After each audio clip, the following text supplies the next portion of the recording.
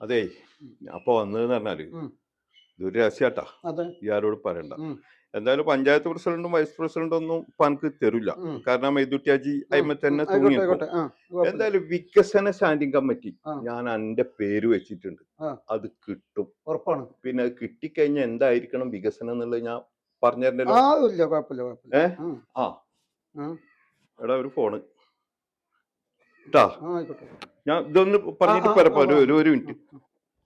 Hello, അതേടാ ഇക്കാട് വിവരങ്ങളൊക്കെ പറഞ്ഞാളെ.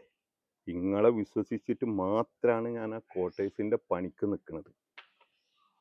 100 ചില്ലാ വോട്ടിന് എൻ്റെ അക്ക ജയിക്കും, ആ കാര്യത്തിന് യാതൊരു തർക്കമില്ല.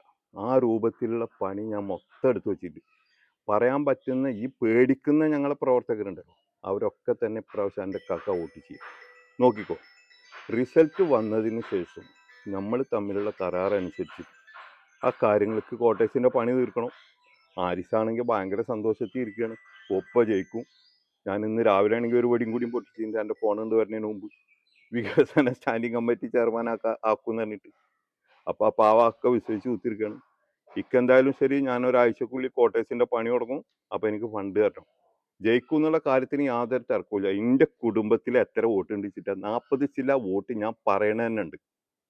ആ മൊത്തം വോട്ടുകൾ എൻ്റെ മക്കളെ വോട്ടുകൾ, അവരെ വീട്ടുകാരെ വോട്ടുകൾ, പിന്നെ എൻ്റെ മൂത്തമ്മ ഉണ്ടല്ലോ, മൂത്തമ്മയുടെ അവിടെ 7 വോട്ടാ. ആ വോട്ടൊക്കെ ആർക്കാ കിട്ടുക? അപ്രാവശ്യം എൻ്റെ അക്കാക്കാണ് കിട്ടുന്നത്.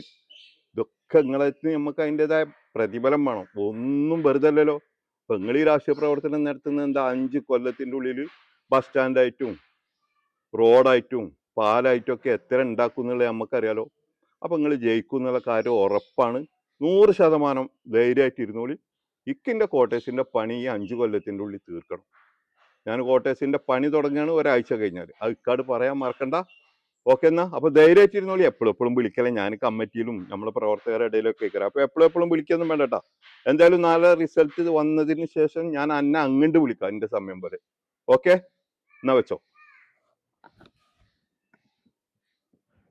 മോളെ അമ്മോസന അവരൊരു ചെറിയ ബിൽഡിംഗ് വേണം തന്നെ, ഞാൻ നമ്മളെ മാക്കുവിന്റെ കയ്യിലുള്ളത് കാണിച്ചു കൊടുത്തിട്ടുണ്ട്. അപ്പൊ അതിനനുസരിച്ചിട്ട് എന്താ വെച്ചാ മേടിക്കട്ടെ ട്ടാ. അപ്പൊ ഈ ടെൻഷനൊന്നും അടിക്കണ്ട, ഒരു ടെൻഷനും ഇല്ല. 100 വോട്ടാണ് നമ്മളെ പ്രവർത്തകർ കണക്ക് തന്നിട്ടുള്ളത്.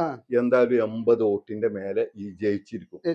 ജയിക്കുക മാത്രല്ല, അടുത്ത വികസന സ്റ്റാൻഡിംഗ് കമ്മിറ്റി ചെയർമാനും കൂടിയാണ് ഈ. എങ്ങനെ ഞാൻ വികസിക്കണം എന്നുള്ളത് ഞാൻ പറഞ്ഞു തരാം. എന്താ എന്റെ ഫാമിലിയിൽ 10-42 വോട്ടുണ്ട് എന്റെ മൂത്തമ്മാടെ അവിടുത്തെ, എന്റെ മക്കളെ വോട്ട്, എന്റെ മോൻ കല്യാണം കഴിച്ച വീട്ടിലെ വോട്ട്. ഈ വോട്ടുകളൊക്കെ പിന്നെ ആർക്കാ?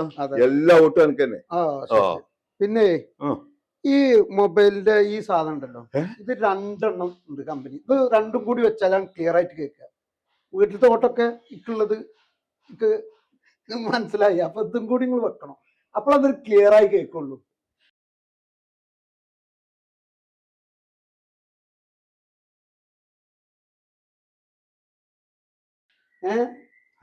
നിങ്ങളോടൊക്കെ ഒരു പ്രതീക്ഷ ഉണ്ടായിരുന്നു.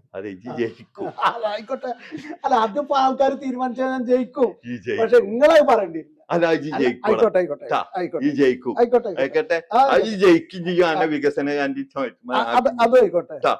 അങ്ങനെ ആയിക്കോട്ടെ. ഇതൊക്കെ ഒരു കച്ചവടം, അത് കുഴപ്പമില്ല.